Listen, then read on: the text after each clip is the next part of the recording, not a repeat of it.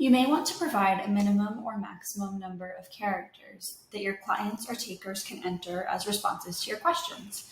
To do this, you'll open the editing view of your workflow, and then for each question, you can click on the settings for that question, enter any help text or default value, and then set character limits. So you can set a minimum, a maximum, or both. For example, maybe we want to limit names to 100 characters. We know that a social security number is always going to be, without dashes, a 9-digit number. So we'll set 9 as the minimum and the maximum.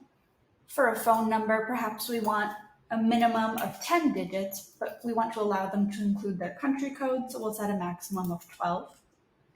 And then we can also set character limits on a non-required question. So here this question is not required, but say that if the client chooses to answer it, we want them to provide at least 200 characters.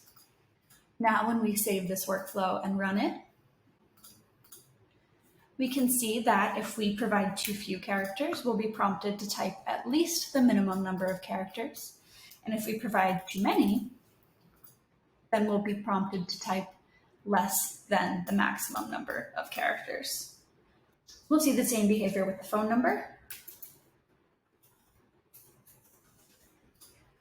And then with this non-required question, if the taker chooses not to answer it, they can proceed through the workflow with no error. But if they choose to answer at all, then they'll be prompted to type at least the minimum number of characters.